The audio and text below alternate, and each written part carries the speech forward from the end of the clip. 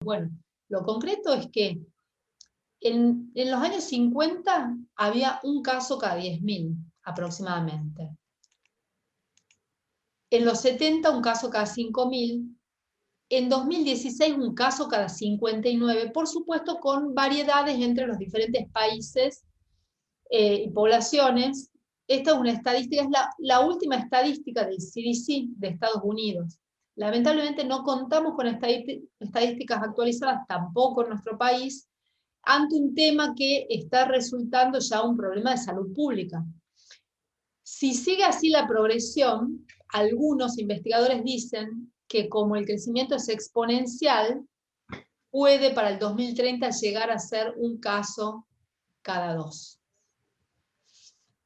Y esto que mencioné anteriormente, los cambios en el interés, refinamiento, criterios diagnósticos, no pueden explicar este gran aumento.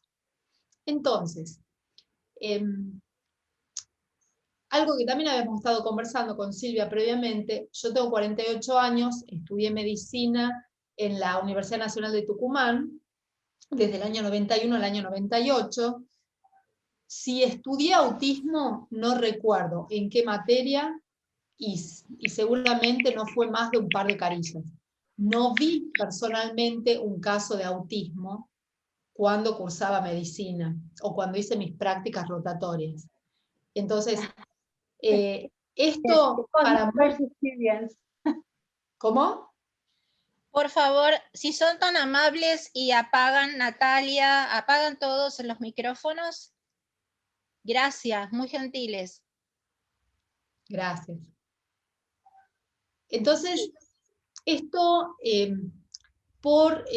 me lleva a estudiar, a investigar el tema y a viajar a México, donde está la sede del INCA, para hacer las certificaciones, que me empiezan a consultar. Hace 11, 12, 13 años, empiezo a recibir cada vez más casos, paulatinamente, de pacientes, niños, al comienzo con autismo, cuyos papás habían visto que por ahí podían encontrar buenos resultados con un tratamiento homeopático, más cambios alimentarios. Yo justo, bueno, siempre me he dedicado a la alimentación, desde que era estudiante de medicina ya le daba mucha importancia a la alimentación.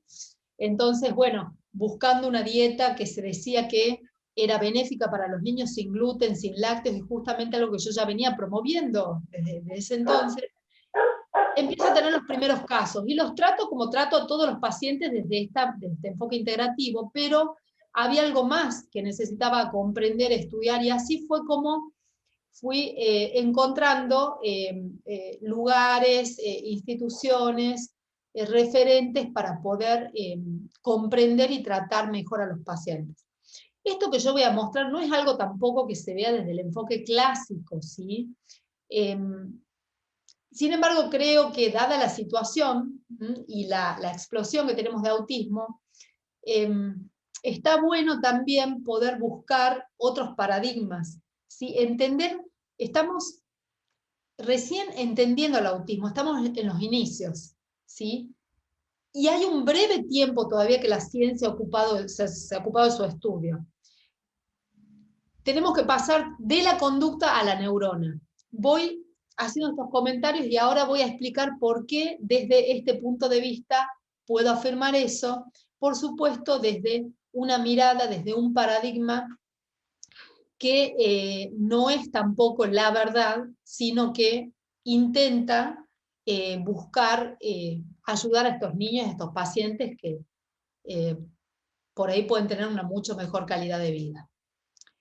Vamos a hacer una breve cronología, muy, muy breve. Se empieza a hablar de autismo a través de, sobre todo, los estudios, las publicaciones de Leo Kanner y Hans Asperger. Leo Kanner, psiquiatra austríaco, y Asperger, vienés, que escriben los primeros tratados de pacientes. Por ejemplo, Leo Kanner había observado 11 niños con ciertas alteraciones en la conexión con el otro, en la vinculación con el otro, en la conducta, ciertas estereotipas, intereses restringidos, y él lo llama síndrome de alteraciones autistas.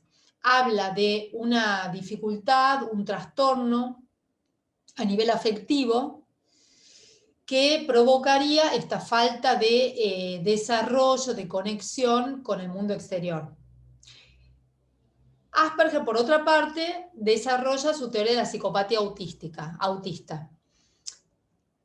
Se hizo a partir de ahí mucho hincapié en toda la parte, desde el ámbito de la psiquiatría y la psicología, ¿sí? Resulta que Kanner, cuando describe esos 11 niños, habla en ese momento de que eran justamente niños que venían de familias como más pudientes, que los padres trabajaban mucho, se dedicaban a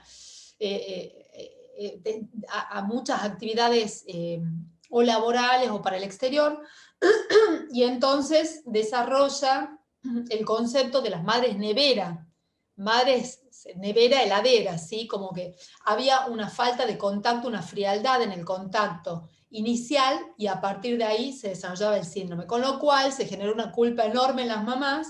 Después Kanner escribió hizo una publicación que se titulaba En defensa de las madres, como para poder resarcir esto que al comienzo generó, y todavía se sigue este pensamiento a veces acerca de la relación del autismo con la falta de contacto materno. No digo que no puede haber en algún caso, somos una totalidad: cuerpo, mente, emociones, alma, espíritu, y todas las enfermedades crónicas y los trastornos que son complejos son de origen multicausal. Por eso está bueno considerar todo esto, porque requieren un abordaje integral, ¿sí? Desde una medicina cuerpo-mente y desde todas las áreas de la psicología, de la salud mental que se pueda. Ahora, me pregunto si esos 11 niños que Kanner en ese momento observó y describió, que 6 de ellos tenían trastornos gastrointestinales, ¿qué habría pasado si también los veía un médico de familia, ¿no? Si los veía un médico generalista, un pediatra, ¿no? Y hubiésemos podido investigar también, utilizar recursos de la ciencia para poder ver qué estaba pasando a nivel orgánico. En el DSM hubo cambios en la definición, desde el DSM-1 hasta el DSM-5, ¿no? Y creo que, como digo, estamos en los inicios de la investigación sobre las causas y las variantes del autismo, entonces probablemente para un próximo manual pueda haber algún cambio en la definición. Ahora, lo que llama la atención es que hoy en día los casos de autismo regresivo superan los casos tempranos, y en países industrializados, tecnologizados, aumentó hasta un 10.000% en los últimos 35 años.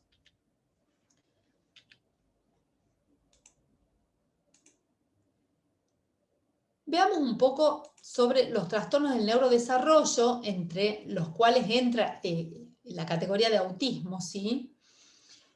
Los trastornos de espectro autista. Hay un modelo más clásico en donde se da por hecho de que está genéticamente determinado, que el daño es solo cerebral, cuando se encuentra daño, que hay cambios cerebrales estructurales y que es tratable pero no curable.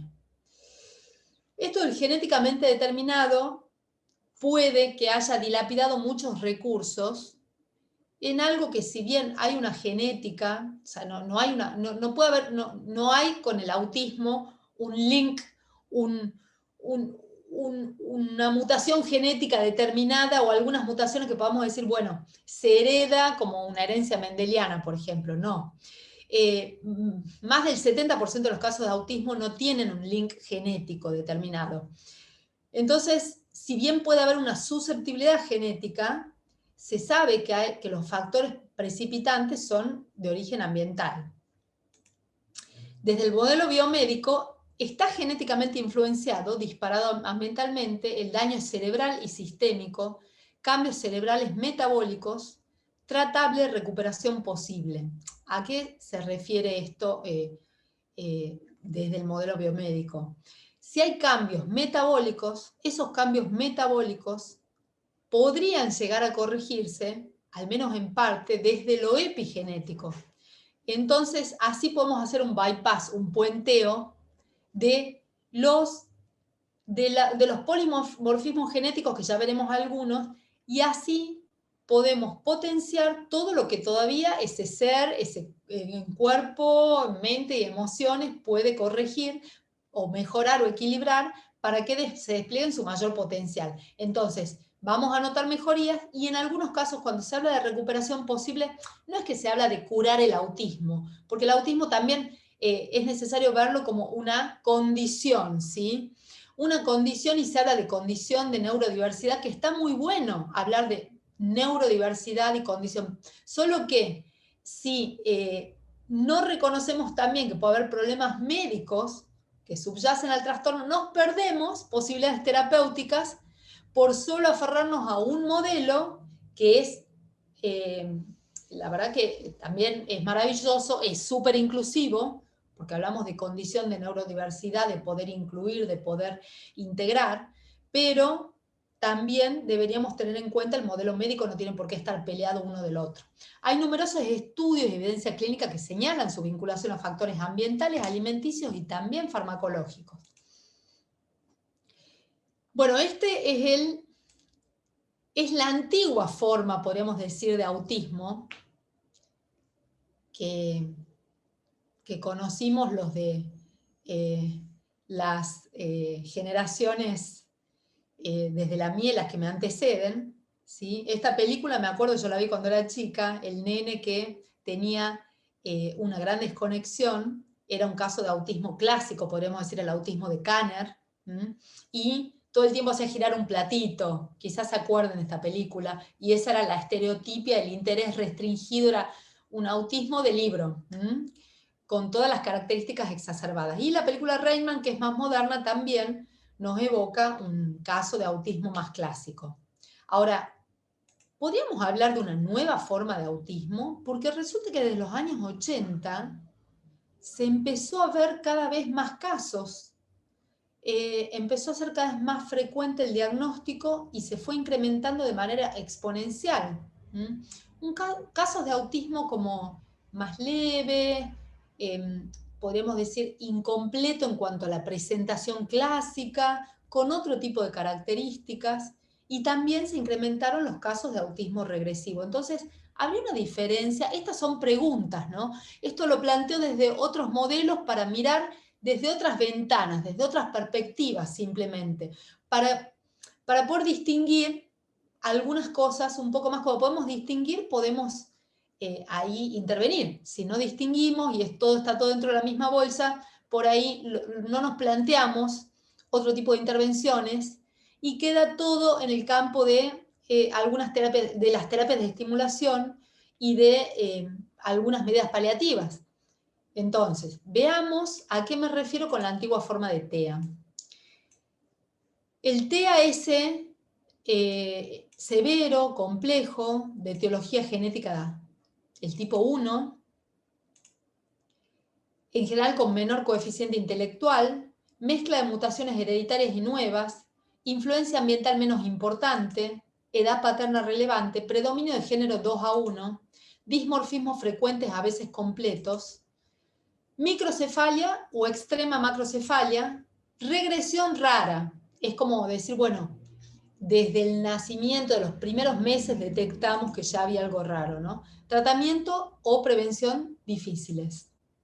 En cambio, la nueva forma de TEA de la cual estamos hablando es más leve, de etiología desconocida, podríamos decir tipo 2, mayor coeficiente intelectual en general, mutaciones genéticas desconocidas, influencia ambiental más importante, edad paterna poco relevante, predominio de género 4 o 6:1, varones sobre mujeres, ausencia de dismorfismos, macrocefalia leve y transitoria, regresión común, en general entre los 12 y 24 meses.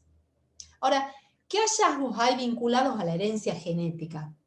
Sí, es mucho más frecuente en el género masculino, vinculado también al HLA 048 llamado alelo nulo.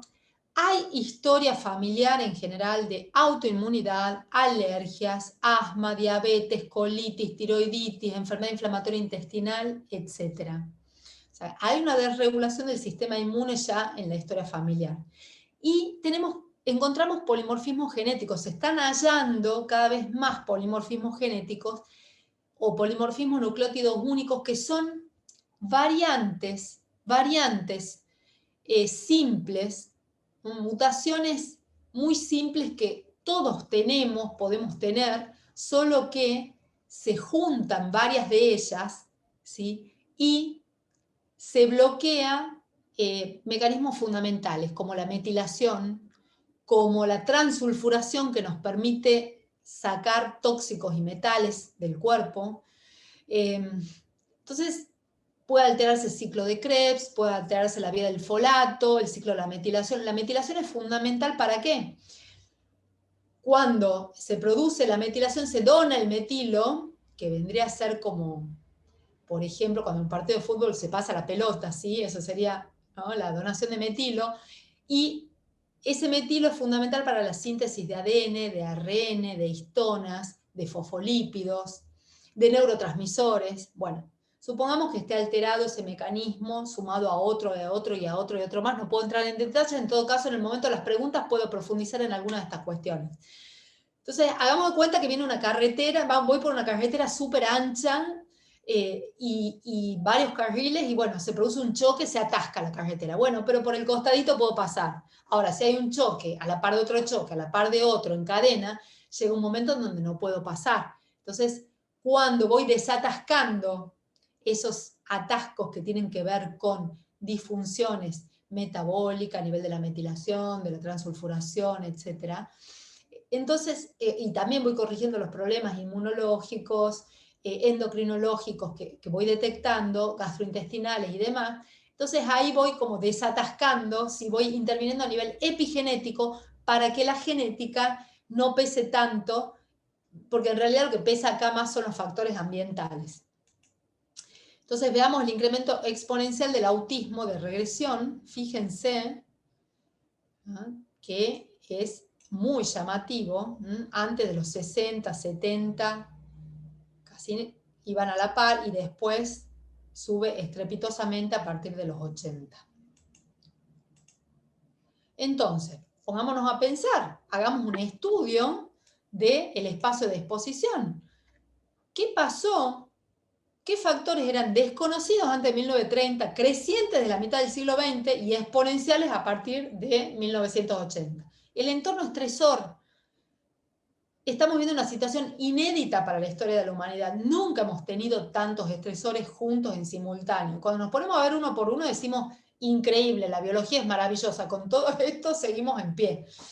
Exposiciones físicas, la contaminación sonora, las ondas electromagnéticas, exposiciones químicas, metales, tóxicos, pesticidas, agrotóxicos, exposiciones biológicas, exposiciones alimentarias, ¿sí?, y exposiciones etológicas y psicosociales. Voy a hacer como un pantallazo en algunas de ellas porque no nos alcanzaría el tiempo para tener profundidad.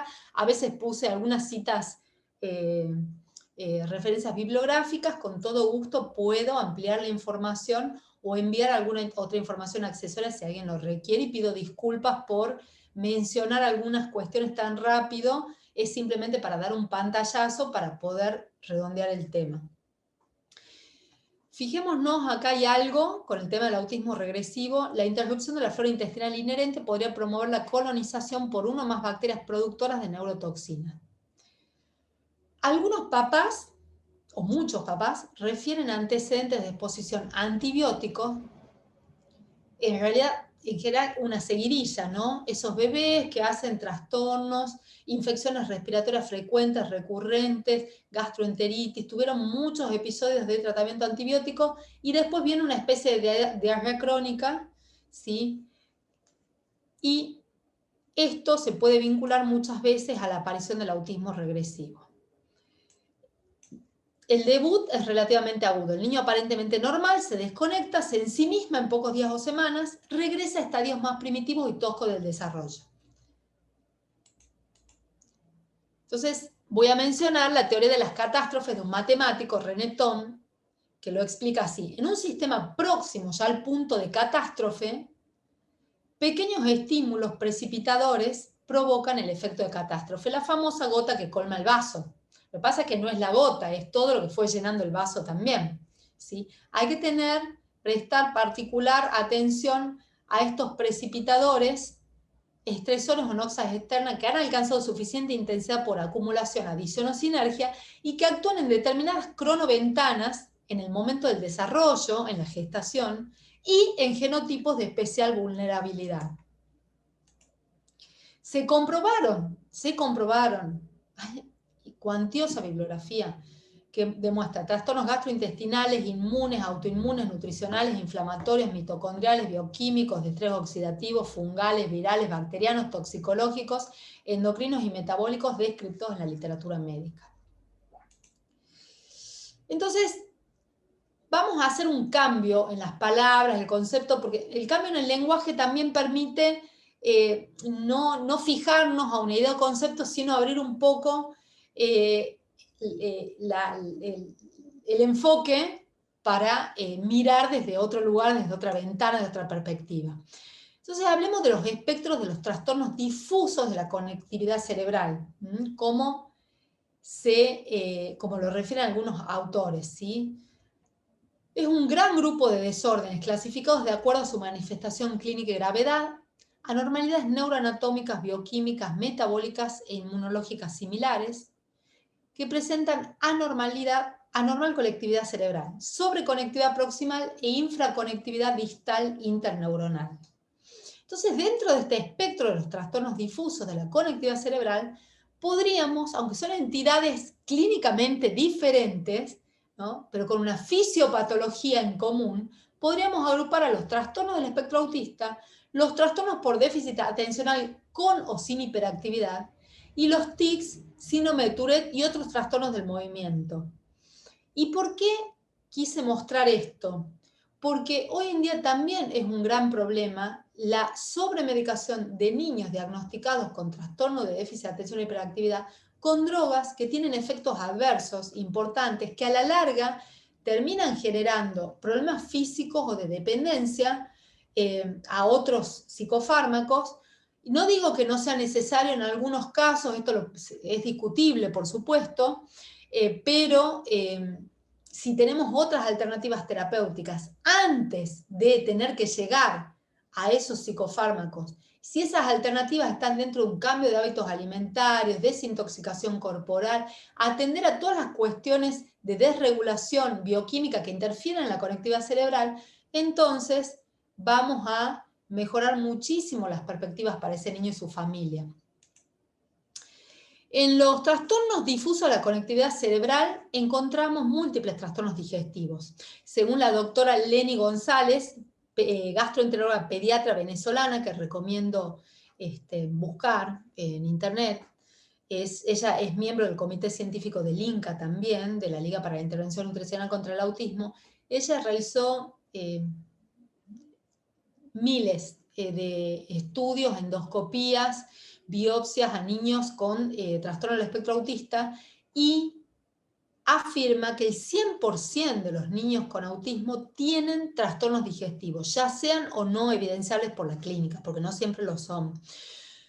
Encontramos, entre otros, enfermedad inflamatoria intestinal, hipertrofia nodular linfoidea ileal, desorden inmunológico inicial, alergias alimentarias por IG, G e IG, hiperpermeabilidad intestinal, absorción de fragmentos de proteínas inadecuadamente digeridas, caseomorfina, que viene de la caseína, la principal proteína de los lácteos, y gliadorfina, que viene del gluten, la principal proteína del trigo. Por eso, no solo por cuestiones de intolerancia al gluten y celiaquía que podemos detectar quizás por algunos anticuerpos positivos cuando pedimos el panel, sino también por esta cuestión de la absorción de los fragmentos de la caseomorfina y gliadorfina, están desaconsejados totalmente el gluten y los lácteos de la dieta. Aumento de absorción de oxalatos, la hiperoxalosis, el tema de los oxalatos es todo un tema, por eso se recomienda hacer una dieta baja en oxalatos. Aumento de la absorción de alergenos, toxinas y neuropéptidos, y aumentos de absorción de amoníaco.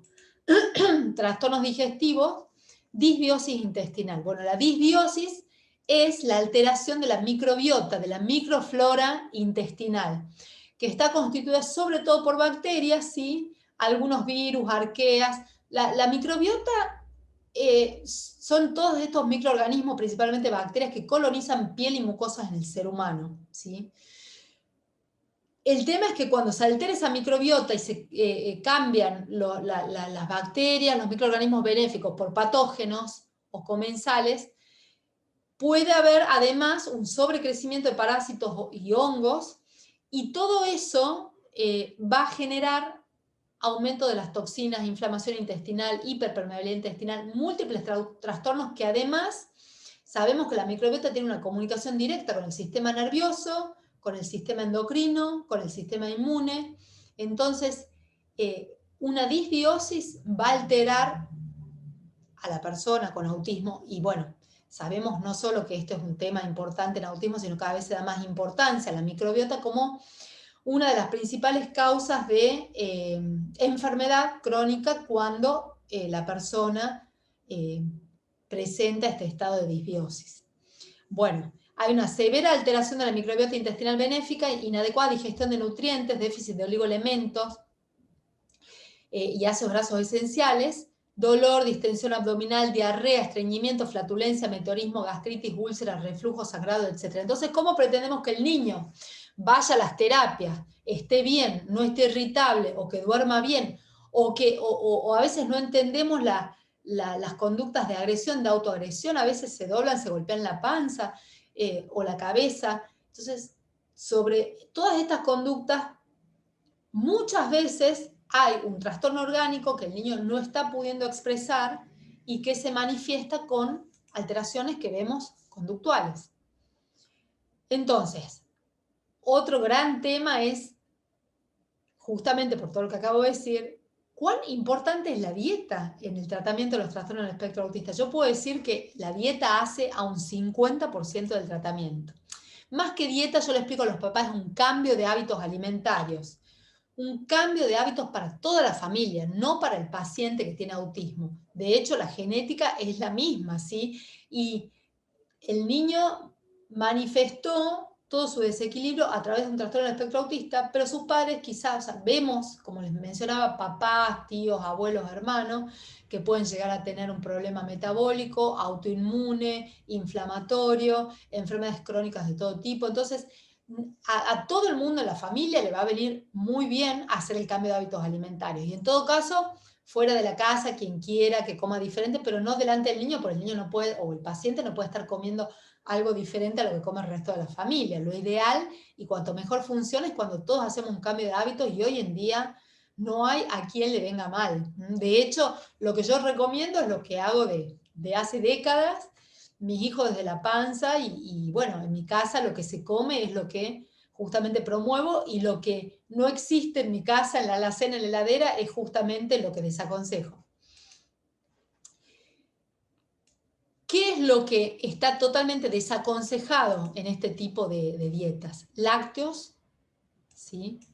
Lácteos sobre cualquier variante, leche y todas sus variantes, sobre todo de vaca, también de cabra, porque tiene caseína más suave, y por lo menos al comienzo del tratamiento, durante muchos años, hasta que se logre desinflamar el intestino, otros lácteos que podrían llegar a incluirse como de búfala, de oveja, de camella, pero bueno, al comienzo se suprimen todos los lácteos, gluten, soja, glutamato, todo lo que tenga glutamato monosódico, el resaltador del sabor que está puesto en todas partes, es el adictivo por excelencia.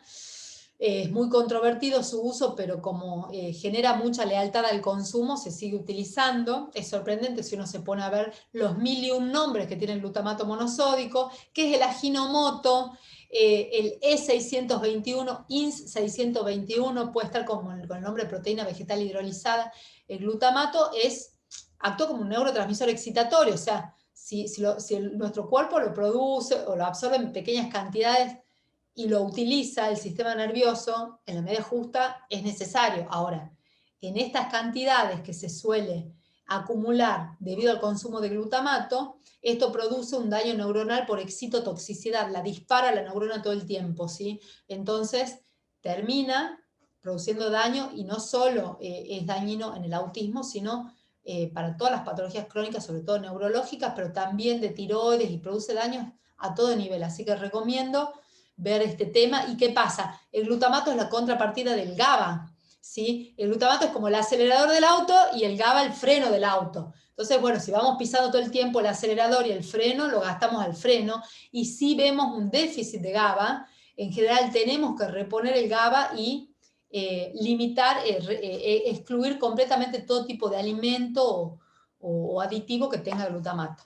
Grasas alteradas, colorantes y conservantes, endulzantes, bebidas gaseosas o saborizadas, jugos en caja o sobre. Bueno, hay para hablar de todo, de cada uno de estos renglones. Y que la dieta sea baja en carbohidratos, ¿sí? Muchísimo más alta en grasa, más bien cetogénica, pero una cetogénica saludable, ¿sí? Con alimentos que realmente tengan un alto contenido de grasa, pero de animales pastoriles, huevos ecológicos, ¿sí? Y grasas vegetales también necesitamos muchas.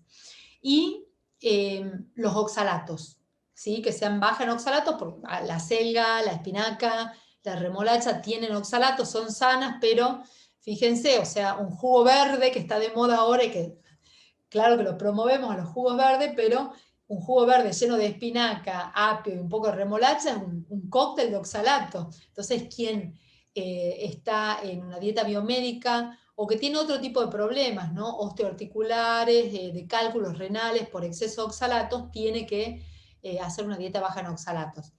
El tema es que entran en grandes cantidades, aparte esto que había mencionado de la disbiosis, o sea, la disbiosis que genera, que reduce ciertas poblaciones bacterianas que se podrían alimentar de oxalatos como el Oxalobacter formígenes o algunos lactobacilos, no están. Entonces el oxalato llega a grandes cantidades, atraviesa el intestino que está permeable en grandes cantidades y va directo a depositarse donde hay inflamación, ¿sí? Y en el niño con autismo hay neuroinflamación, entonces va al cerebro, en el cerebro intercambia mineral por metal y se forman complejos con los metales y los oxalatos, y así vamos concatenando todo, ¿no? Y vamos viendo cómo podemos a cada punto, a cada nivel intervenir y por qué la dieta es tan importante. Procurar incluir alimentos altamente nutritivos, vitaminas, minerales, oligoelementos, fitonutrientes, enzimas y antioxidantes. También tenemos que suplementar, la suplementación es muy importante en los niños con autismo, ¿sí? Alimentos orgánicos, ecológicos, todo lo que se pueda, grasas, omega 3, colesterol, grasas saturadas de cadena media, grasas monoinsaturadas. Fruta, consumo moderado, porque hay que tener cuidado con el excesivo consumo de carbohidratos, por múltiples motivos, ya voy a explicar, si me da el tiempo. Huevos y carne de animales pastoriles, como les dije, agua filtrada. Ahora voy a mostrar cómo esta charla está orientada sobre todo a farmacéuticos y bioquímicos, busqué más material para el público. Así que quiero mostrar algunos estudios, por ejemplo, este estudio que determina los péptidos opiáceos en orina. Este está hecho en Estados Unidos, laboratorio Great Plains, y el de abajo en Metabolómica de Córdoba. Entonces así podemos ver si los pacientes tienen, también están eliminando muchos péptidos opiáceos por orina, y si son más bien del gluten o de la caseína, y esto también termina de convencer a los padres, a los que están a cargo de la dieta del niño, además de darnos más elementos para la terapéutica. Bueno, les dejo, eso los pueden entregar, algunas publicaciones, estudios científicos respecto al gluten y la caseína en el autismo. Esto también, el diagnóstico de sensibilidad al gluten no celíaca. Entre los síntomas, fíjense que está, entre los extraintestinales está autismo, y uno de los autores del trabajo es Alessio Fasano, que es uno de los popes en celiaquía, ¿no? Intolerancia al gluten. Bueno, disbiosis, todos los problemas que genera la disbiosis. Así voy a hacer un pantallazo, como dije recién. Bacterias. Puede haber bacterias patógenas, menciono algunas, cuyos metabolitos, ¿no?, van a producir diferentes alteraciones a nivel metabólico, inmunológico y nerviosa, en el sistema nervioso. Por ejemplo, este HP-HPA, a ver si me sale ácido hidroxifenilhidroxipropiónico, creo, está involucrado con poco ningún lenguaje y bajo tono muscular.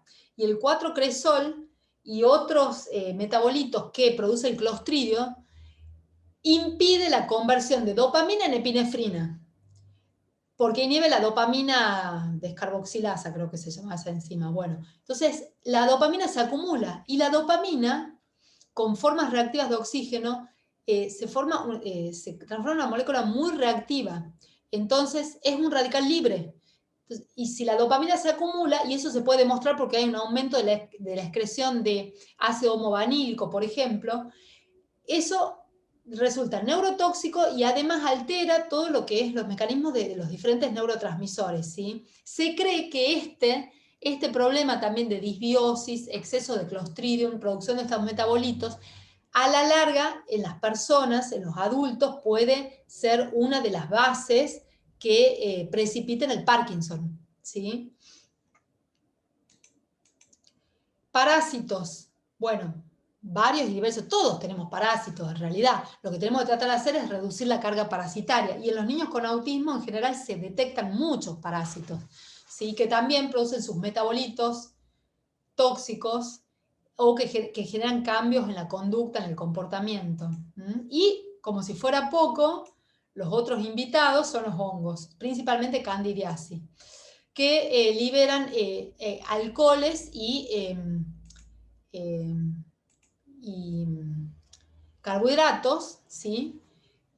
Que interfieren en procesos metabólicos, inmunológicos también y en la conducta. Cuando se liberan muchos alcoholes, eso lo vamos a ver en un test, se explica así la conducta del niño cuando está como embriagado, la risa sin causa, cuando está muy inquieto, ¿sí? En cambio, cuando está más agresivo, puede haber lo que deducimos dentro de lo que puede ser la disbiosis, que hay muchos Clostridium.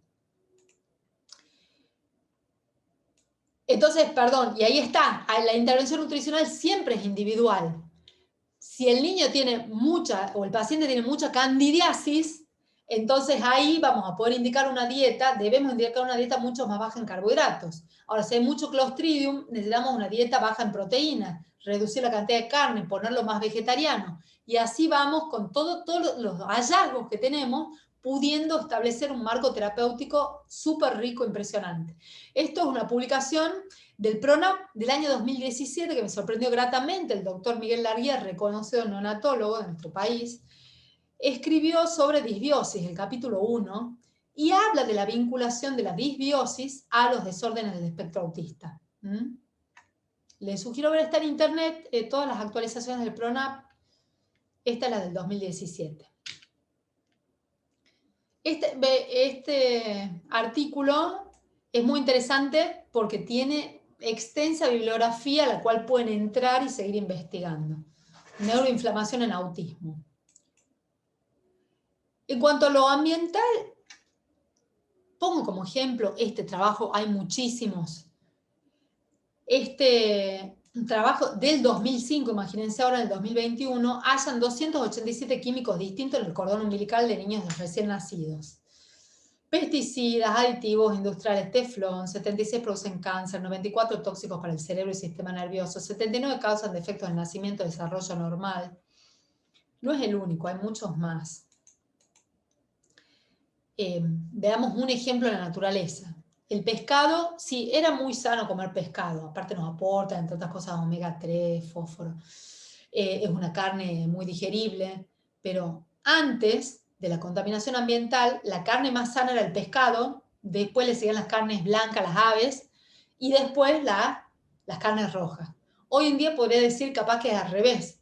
Una carne de vaca de pastoreo, que sepamos de dónde viene, por ahí es mucho más saludable que una carne de un pollo de origen dudoso. Bueno, no hablemos del pollo de cría estabulada para consumo humano, y el pescado, que lamentablemente para que sea saludable tiene que ser recién pescado y de aguas no contaminadas.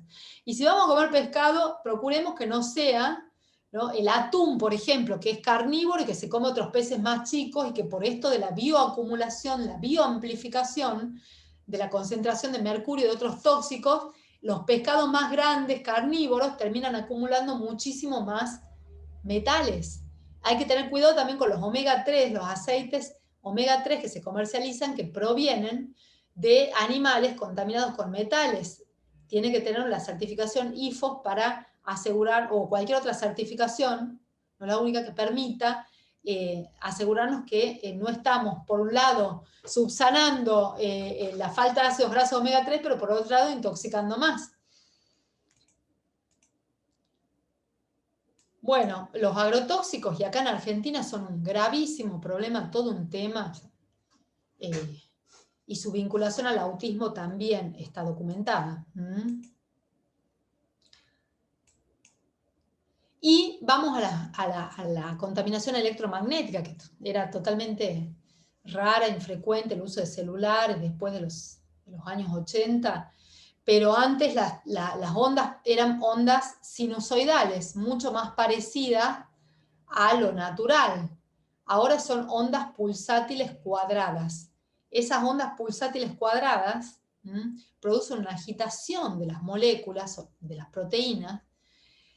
Esto es algo inédito para la biosfera. Sabemos que la tecnología 5G, muchos ambientalistas trataban de evitarla por los problemas que se sabe que ocasionan, ¿no? Peor que la 4G, pero bueno, sin embargo, todavía no tenemos bien expuesto este tema, y es un tema del cual nos tenemos que ocupar. Y si decimos que agitan las proteínas, de naturaleza en moléculas, son proteínas, las enzimas, neurotransmisores, hormonas, fermentos digestivos, membranas celulares, tejido muscular, colágeno, etc. Los niños con autismo tienen afectada la función de muchas de estas proteínas, y quería comentar, hay un trabajo de la doctora Claver Ortiz de Barcelona, que ella es pediatra, epidemióloga y miembro de la Liga para la Intervención Nutricional contra el Autismo. Hizo un estudio hace bastantes años sobre la mayor densidad de autismo en poblaciones de un área de, creo que era 400 kilómetros a la redonda en California, donde explotó también el autismo, y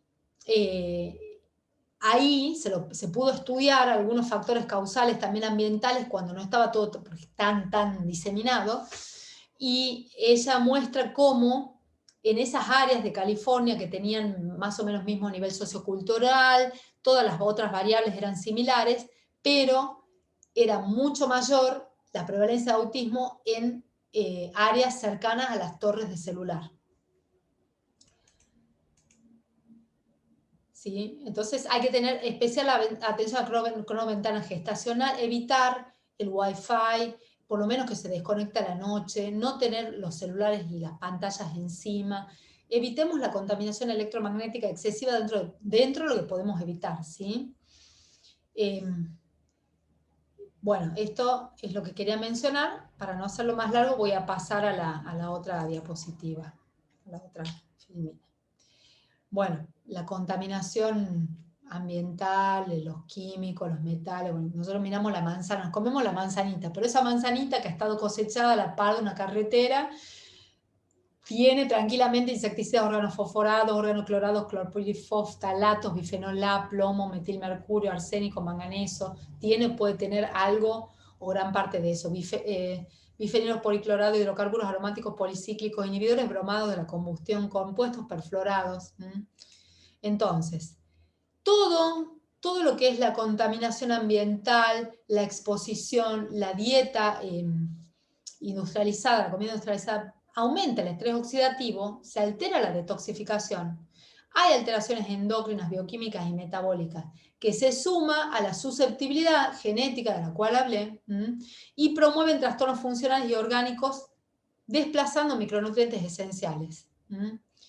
Hay un impacto acumulativo sinérgico con coexposiciones en individuos vulnerables que lamentablemente no son detectados. Entonces, las bases terapéuticas para el tratamiento, para tomar mejores decisiones terapéuticas, debemos basarnos en los conocimientos médicos y científicos ya establecidos, en los signos y síntomas clínicos y los resultados de los análisis de laboratorio de cada paciente, continua formación que permita mejorar nuestra hipótesis casual y protocolos de tratamiento, permanente diálogo con los padres para un seguimiento correcto. Como decía, hay suficientes indicios, datos, información y publicaciones que muestran las probables causas desencadenantes y concomitantes.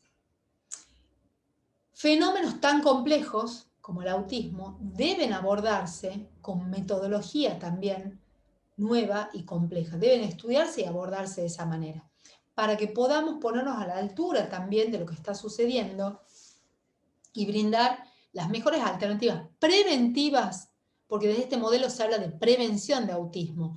Se dice que aproximadamente el 25% de posibilidades de tener autismo tiene el hermanito de un paciente ya diagnosticado con autismo. Pero, sin embargo, haciendo mención de nuevo a la doctora Clavera Ortiz, que ya viene con muchos años de experiencia en tratamiento y prevención, y esas madres que han tratado a sus hijos, también han cambiado la dieta, después tuvieron otro hijo, y la perspectiva es totalmente, bastante mejores perspectivas, podríamos decir, cuando la mamá ya hace prevención desde lo gestacional.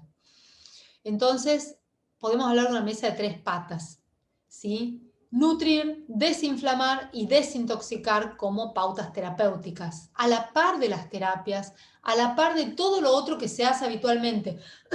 Esto es como tratar de mejorar el hardware para que funcione mejor el software, ¿sí? Las 6D: dieta, digestión, diaria evacuación, disbiosis controlada, desinflamación y desintoxicación. Por eso, en los pedidos de laboratorio, obviamente no podemos pedir todo de entrada, por los mililitros de sangre, además que eso implicaría, pero dentro de toda esta amplia gama de pedidos de laboratorio, elegimos bastante, ¿sí? Algunos para comenzar y otros para continuar, ¿sí? Además de lo que llamamos estudio de rutina, bueno, fíjense los linfocitos, algunos tipos de linfocitos, CD3, CD4, CD20, CD8, interleuquina 6, interleuquina 8. Esto nos da cuenta de cómo está el sistema inmune, si está potenciado los mecanismos inmunológicos que llevan a la inflamación. Además de eritrosedimentación, siempre pedimos proteína C reactivo ultrasensible para ver los marcadores de inflamación, homocisteína también. La homocisteína elevada nos habla de inflamación, nos habla de alteración en el ciclo de la metilación, puede acompañarse de pobres niveles de folato. Si hay una mutación, que es la mutación de la enzima metilente tetrahidrofolato reductasa, ya la voy a mostrar, tenemos que tener cuidado con el ácido fólico. Esa persona no podría consumir ácido fólico, en todo caso ácido folínico o metilfolato. Bueno, normalmente para el embarazo y para ya quedar embarazada se le da a una mamá ácido fólico, que es el más difícil de metabolizar, que requiere 4 pasos, en vez de los folatos que requieren 3. Bueno, no sé cómo voy con el tiempo, voy a mostrar este pantallazo también. Si podemos, pedimos todo lo que son los plaguicidas, metales en sangre, puede ser metales en orina también, oligoelementos, vitaminas, minerales, todo lo que sea vinculado a grasas, por ejemplo, bueno, aparte colesterol, que los niños tienen bajo el colesterol. Otro tema, está demonizado el colesterol, y un colesterol por debajo de 160 es muy contraproducente para el sistema nervioso, para funciones básicas, para la estructura. El colesterol debe estar por arriba de 160.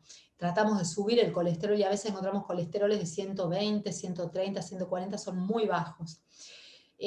Bueno, así yo trato de mirar un poquito y hacer mención, después me pueden preguntar sobre alguno específico, ¿sí? Todo el panel de celiaquía, de hormonas tiroideas y de TSH, todo, incluyendo, si se puede, la T3 reversa. Puede haber una dificultad para convertir T4 a T3 y se transforma en T3 reversa. Ácidos orgánicos urinarios, las carnitinas. Bueno, un análisis integral de ese completo, ideal sería este análisis. Desde ahí a otros que se piden, hay estudios que son muy buenos de microbiota. Bueno, mínimamente análisis físico-químico, sangre oculta, calprotectina, elastasa. No todos les pido sangre oculta, aparte hay que hacer la dieta para la sangre oculta. Y bueno, voy viendo, no todos les pido calprotectina, depende del grado que tengan también de inflamación intestinal. Pero si puedo, aprovecho y pido todas estas determinaciones. Alfa-1 antitripsina, IgA parasitológico seriado escobillado anal, detección de Clostridium y toxinas A y B, Microsporidium, Isospora B y Cryptosporidium, y micológico con recuento de cándidas y antifungigrama, y virológico. Otros que puedo pedir el tipaje HLA de Q2, de Q8 para ver mayor predisposición a celiaquía, y este que había mencionado recién, la mutación de la metilente tetrahidrofolato reductasa en las 2 variantes, más esta se vincula con el autismo, ¿sí? Bueno, acá hay un estudio de un análisis de heces, este es de Estados Unidos. Fíjense, este test de intolerancias alimentarias, este test es por IgG. Entonces vemos, no es alergia, es intolerancia o sensibilidad alimentaria. En realidad no es por IgE, sino por IgG. Entonces acá tenemos un panel grande de muchos alimentos a los cuales el paciente le puede tener intolerancia. Entonces, al excluirlo de la dieta, también logramos aquietar el sistema inmune. Esto se puede manifestar por síntomas digestivos o extradigestivos.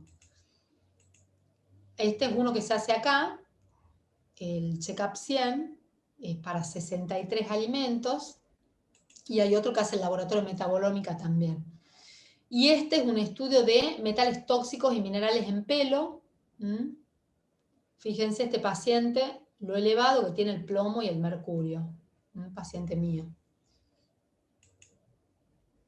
Perfil de ácidos orgánicos urinarios totales microbianos. Este va mucho más allá que el que conocemos como el perfil de ácidos orgánicos que se hace para detectar las anomalías metabólicas. Este nos da biomarcadores de disbiosis intestinal. Indirectamente podemos inferir por los ácidos orgánicos que están elevados qué bacteria, qué hongo, qué patógeno hay, y también brinda una información detallada sobre neurotransmisores, metabolismo de los carbohidratos, de las grasas, de las proteínas, de los aminoácidos, alteración del ciclo de Krebs, disfunción mitocondrial, intoxicación, marcadores de intoxicación, déficit de nutrientes. Muy completo este estudio. Y este se pide a la par, se hace en orina y se pide junto en general con el de ácidos orgánicos, y es para detectar más bien hongos. ¿Sí? Acá están los polioles que les mencionaba, que están muy presentes cuando hay candidiasis, y los monosacáridos, como la arabinosa. Bueno, este se hace afuera, podemos hacer test de estudios para ver errores en la metilación. Entonces, sabiendo cuáles son los errores en la metilación, yo ahí puedo ir a ciencia cierta con la suplementación. Por ejemplo, si la persona tiene un error, una mutación a nivel de una enzima vinculada a la metilación, puede ser metilente teledofolato reductasa y el receptor de la vitamina D juntos, entonces no conviene, le puede hacer mal que le dé vitamina B12 como cianocobalamina. Le tengo que dar la hidroxicobalamina, que es muy difícil de conseguir acá en Argentina. Ahora hay un proveedor que sí lo tiene, pero bueno, había poca cantidad. Y si no, la metilcobalamina también en algunos casos, pero esa lamentablemente no se consigue en Argentina. Hay muchos suplementos que sí, pero otros que no, como también los folatos. Por ahí el ácido folínico, que se puede extraer de la especialidad de la leucoborina, pero después el metilfolato no se consigue acá. Bueno, este es un test súper completo de microbiota que se hace a través de la saliva en Estados Unidos. Y bueno, por último, ya para cerrar, me pregunto, ¿no? Simplemente me pregunto mucho, nos preguntamos si los niños con trastorno del desarrollo no están siendo como los canarios de las minas, que son los primeros en enfermarse cuando ya empieza a faltar el oxígeno. Entonces, desde el enfoque tradicional se pone énfasis en lo social, el lenguaje, la emocionalidad y la conducta. Es un enfoque el más clásico. Si completáramos esta pirámide con todo lo que vemos en el enfoque biomédico, disfunción mitocondrial enzimática, desequilibrio de neurotransmisores, trastornos gastrointestinales, parasitarios, disbiosis, trastornos endocrinológicos, nutricionales, tóxicos, metabólicos, infecciosos, inmunológicos, medio ambiente, interacción con los genes, si en cada una de estas áreas de la pirámide pudiéramos intervenir, entonces todo lo que está en la punta de la pirámide tiene que, por ende, mínimamente mejorar. Y bueno, yo le sumo la homeopatía, ¿no?, que actuaría a nivel de lo que llamamos los homeópatas la fuerza vital, la energía vital, y eso hace que se produzca una mejora de adentro hacia afuera, de lo emocional a lo físico. Este tipo de trastornos es multicausal, por eso requieren un abordaje integral. Este es el libro Medicina que cura, que escribimos con el doctor Luis de Tinis, que ya no está en este plano. El capítulo 9 habla de autismo y de tratamientos biomédicos de autismo. no está disponible ahora, está agotado, pero ya en algún momento va a haber otra edición. Bueno, quedo atenta a los comentarios, a las preguntas. Muchísimas gracias. Excelente, Graciela. Yo te diría, te haría una pregunta. ¿A qué edad? Primero uno lleva normalmente a los niños, ¿no es cierto? Uno los lleva al pediatra, ¿verdad? Sí. ¿A qué edad, cuándo se puede dar cuenta el pediatra de que el nene tiene algún tipo, un posible autismo, que encuentra que hay algo? ¿En meses? ¿Hay que esperar un año? ¿Cuándo puede empezar a visualizar algo que está Está muy fallando? buena esa pregunta. Creo que los primeros que suelen notar algo son los familiares. A veces mamá y papá no, porque no sé, el primer hijo, porque les cuesta ver alguna dificultad en su hijo, pero bueno, alguien con mucha cautela pasa a veces que una abuela, un abuelo, un familiar, un amigo hace mención de que algo no anda bien, de que algo es diferente. El pediatra en su consultorio, cuando hace el seguimiento, puede también evidenciar esto. Y antes, eh, podríamos decir en otras generaciones, el pediatra bien decía, tarde o temprano el niño habla, el niño camina, ya falta estimulación. Hoy los médicos tenemos que decir, bueno, atención, acá hay algo, acá hay algún signo de alarma, el nene no sé, no conecta la mirada, tiene intereses restringidos, le cuesta sociabilizar, tiene algún tipo de conducta que preocupa. eh, eh, entonces, hay dificultad en el desarrollo del lenguaje, en el desarrollo motor, bueno, todo lo que puede implicar un trastorno del desarrollo, que puede llegar a ser un trastorno del espectro autista u otro trastorno del desarrollo o un retardo del desarrollo, siempre se debe consultar. Siempre. No nos quedemos con esa duda, porque cuanto más temprano podamos hacer el diagnóstico, mejor. Un diagnóstico de autismo no se puede hacer a edad tan temprana en un bebé, pero sí puede haber, ¿no? En el primer año, los primeros años de vida, alguna sospecha que nos haga pensar que si sigue esta evolución, este retardo en el desarrollo, podría llevar a algo por el estilo, o hay una posible deriva hacia un autismo, y se puede de entrada hacer todo lo necesario, desde la estimulación, las terapias y desde lo médico. Es más, cuando hay una regresión autística, el niño aparentemente venía teniendo un desarrollo normal, o por ahí alguna que otra cosa que podía llamar la atención, pero los padres dicen, hubo un antes y un después de esto, después de este episodio, o desde hace un par de semanas o un mes, mi hijo desconectó, no está igual, pasa esto. Eso debería considerarse una situación de emergencia médica. Investigar todas las posibles causas que hayan llevado a esa situación y tratar en lo posible de revertirla.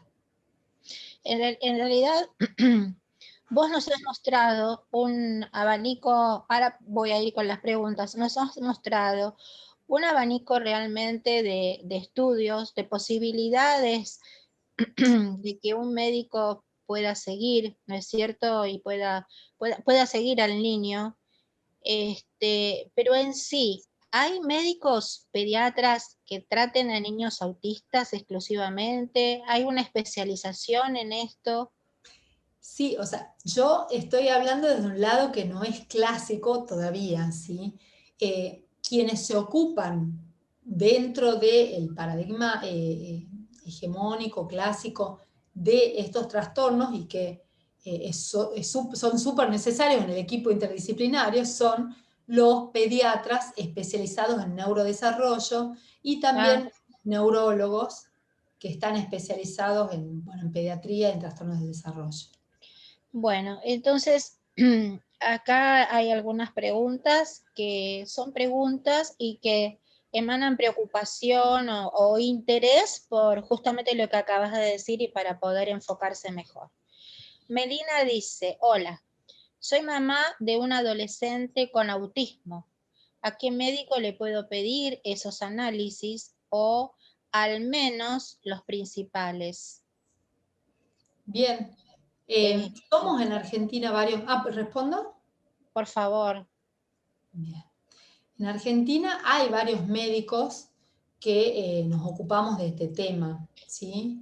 Eh, puedo pasar esa información, y también en la Fundación Bioabordajes del Autismo de acá de Argentina, estamos los médicos referentes.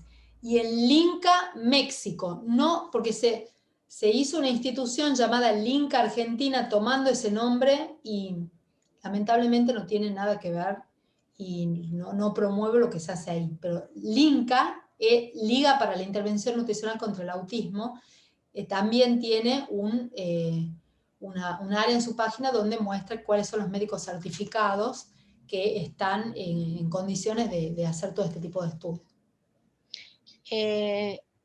Luego sería interesante que pongas nuevamente tu primera, compartimos y pones tu primera Bien. diapo en donde está tu mail, ¿no es cierto? Bien. A ver. Así, mientras ¿Estoy compartiendo todavía? no, cortaste ya. Bueno.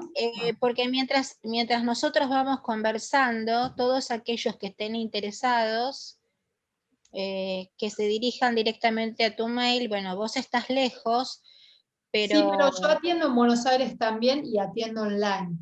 Y de bueno, todos modos, bueno, aparte de mí, hay pero otros. tenés colegas que los pueden ir siguiendo desde acá, Totalmente. porque siempre uno necesita el mimo de la protección, de estar cobijados como padres, sabiendo que está tratando de hacerlo mejor, ¿no es cierto?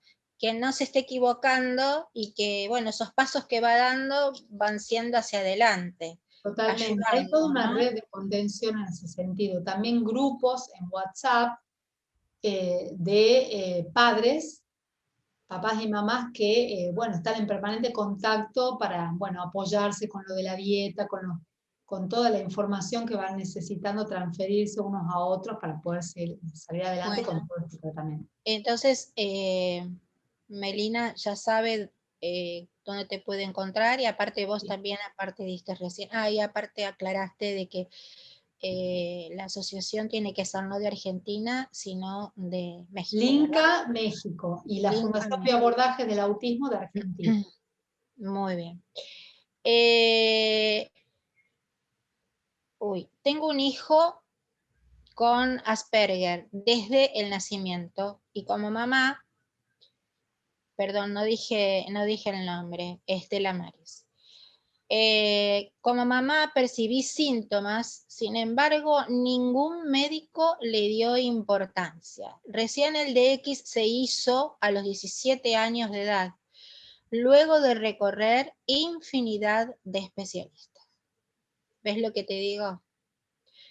¿Cómo te encontrás con esa falta de apoyo y que te das cuenta que si es desde que nació, es como que te sentís que perdiste 17 años golpeando puertas, ¿no? Totalmente, ¿sí? Sí. Por eso es Eh, importante comunicar. Estamos en el mes del autismo, el 2 de abril fue el día de sí, el 2 de concienciación abril del fue, ¿no? El Día autismo. de las Malvinas, sí. Exacto. Bueno, después dice Marcelo, un retraso madurativo detectado en la niñez puede acentuarse aún más con la edad adolescente.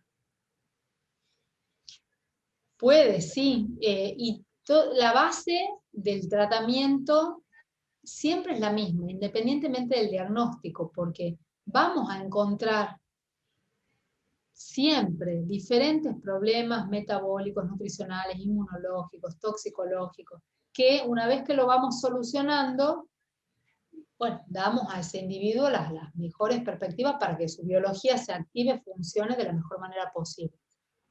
Uh-huh. Ana María dice, una mamá que tomó de pequeña metilfenidato para el trastorno de atención y conducta, ¿puede ser que después tenga su niño autismo cuando nace o al año de vida? No sé responder esa pregunta. Deduzco que no, pero no sé responder. Buenas noches, acá dicen. Hay mensajes. ¿Se utiliza el cannabis en el tratamiento? En caso afirmativo, ¿en qué casos y por qué mecanismo actúa? Se utiliza el cannabis en el tratamiento. Yo particularmente no lo utilizo, yo uso otras herramientas terapéuticas, fitoterapia, aceites esenciales medicinales, o en formas de extractos secos, o a veces algunas tinturas madre, homeopatía, suplementos, eh, eh, prácticas, técnicas del naturismo para ayudar a desintoxicar el cuerpo. Pero si considero que el paciente necesitara cannabis o es un paciente con indicación para cannabis, sí lo derivo. La indicación fundamental es cuando hay epilepsia, pero también puede ser por trastornos del sueño o alguna cosa que yo no la pueda manejar desde la terapéutica, que ya es bastante amplia que uso. Pero hay otros colegas míos que sí usan como herramienta terapéutica el cannabis y bueno, andan bien para lo que necesitan. Si no, creo que no está indicado en todo el mundo. Perfecto. Marta dice, ¿por efecto de la pandemia se puede disparar el autismo?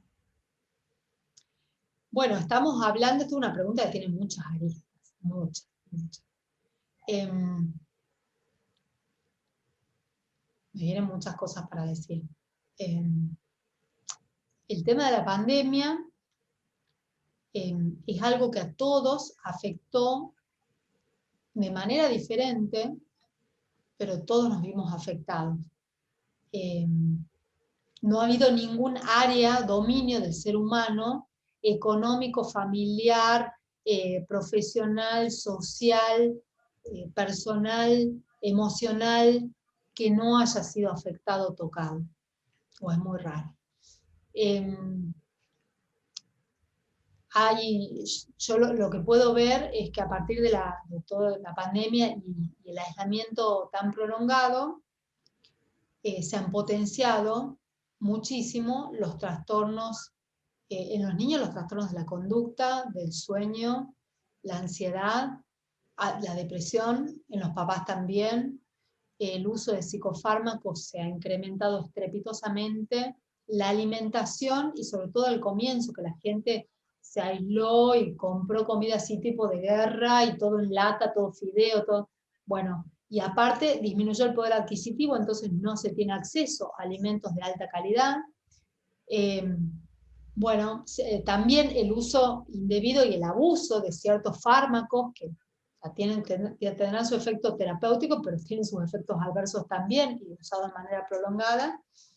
Hablando de fármacos, el paracetamol, hay un estudio del doctor William Shaw, un gran investigador en el tema autismo y el director del laboratorio Great Lands en Estados Unidos. Él es doctor en bioquímica, en química. Hizo un trabajo muy interesante sobre la probable vinculación del paracetamol como un cofactor importante en el disparo del trastorno del neurodesarrollo del autismo. Lo puedo facilitar esa. ¡Wow! Sí. Qué tema, ¿no? El paracetamol, porque el paracetamol es bastante tóxico, de hecho hay más de 2.500 estudios, si busco en PubMed, hay como 2.500 estudios o más que hablan de la toxicidad del paracetamol. En Cuba, por ejemplo, no se vende sin receta. El paracetamol, cuando hay un error en la metilación o en la transulfuración, tenemos menos glutatión disponible, por ejemplo, para desintoxicar. Si viene una carga tóxica muy fuerte en un niño, en un bebé, ¿no? Supongamos que está en contacto con metales, aluminio, mercurio, y encima justo, bueno, se le da paracetamol para evitar un cuadro febril o porque tiene un cuadro febril y de continuo, y ese niño ya viene susceptible, vulnerable, ese paracetamol puede resultar neurotóxico. No es como decía, bueno, recordemos la teoría de las catástrofes, no es el causante, es la gota que colmó el vaso. ¿Mm? Entonces, pero es tan amplio el tema, se puede hablar de tantas cosas. Bueno, volviendo al tema pandemia, eh, la repercusión que tuvo a nivel emocional en los padres, en los cuidadores, en los niños, que aparte han estado encerrados, los niños con autismo han sufrido muchísimo, han dejado de tener terapias, ha habido retrocesos. Dentro de todos los pacientes, de los médicos que hacemos tratamiento biomédico, que lo podemos pilotear por otro lado, hemos podido ayudar con los trastornos de ansiedad, con los trastornos del sueño, con otras cosas, sostener desde la medicina integrativa, y bueno, y así no ha sido tan importante o tan grave el retroceso como en otros chicos que no han tenido nada, que han quedado suspendido todo. Entonces yo ahí pongo en una balanza, ¿no?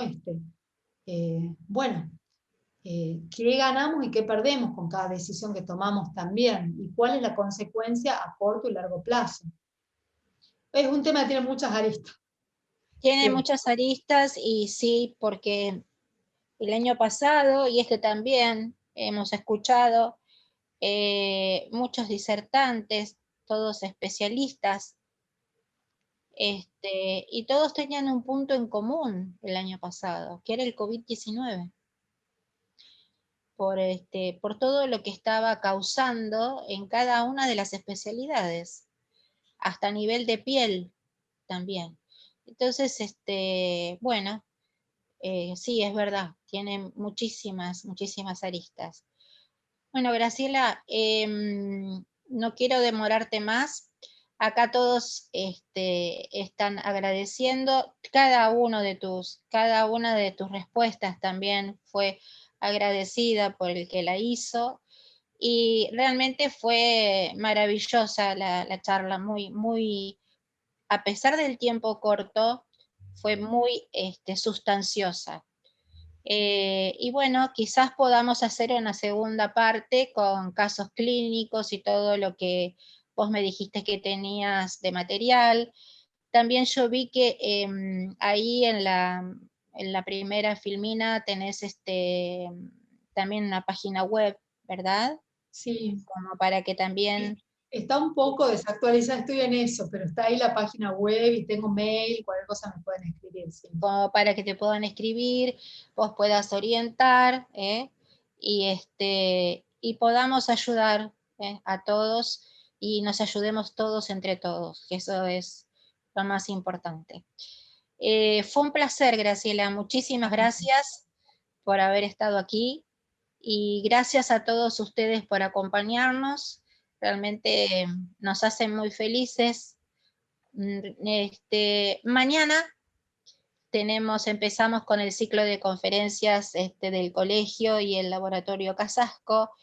Vamos a tener el tratar vacunas COVID-19 y el escenario 2021, que esto está volviéndonos locos y está cambiando en forma permanente. Vamos a tener nada más ni nada menos que al doctor Roberto de Bag, que es un infectólogo sumamente reconocido y que está trabajando mucho a nivel ministerio, y bueno, ustedes saben que para todo esto hay que sumar a todos los que más se puedan, porque como les decía o estábamos hablando, hace un año empezamos con 100 y ahora estamos en 20.000, y esto es preocupante, realmente. Así que si es para nosotros, seguramente para las autoridades que tratan este tema y los médicos que tratan este tema también lo es. Un beso muy grande, los quiero mucho, gracias por estar. Graciela, un beso gigante. Bueno, muchísimas gracias. Gracias por estar. Cariño. Chicos, hasta mañana.